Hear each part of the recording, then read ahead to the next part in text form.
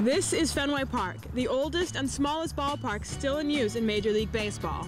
And of course, home to the 2004 World Series champion Boston Red Sox. That's right, the park opened on April 20th, 1912, just a week after the Titanic sank.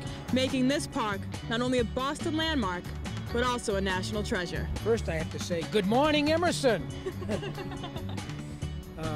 What exactly do I do? Well, the area I'm in public affairs with publications and archives has to do with all the Red Sox publications that are produced, the yearbook, media guide, game day magazine, postseason magazines, alumni newsletter.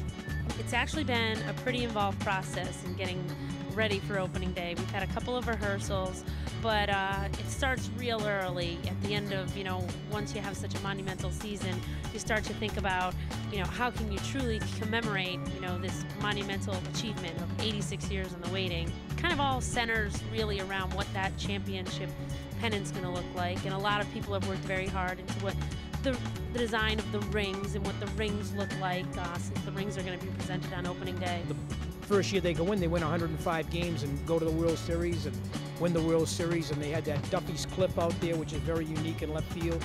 You see old pictures of the rise, the sloping rise to the left field wall, and that was so that on overflow crowds they could put a rope out there and let the fans stand, and they'd be on a graded slope. They could see home plate better. When you start to work for the Red Sox, you start to wonder what it would be like if you won, and then you start to think, what would you do if you won?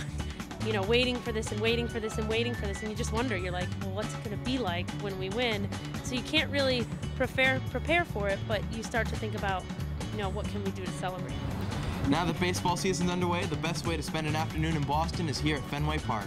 For GME Sports, I'm Cynthia Johnson. And I'm Glenn Hyatt. See you guys around the ballpark.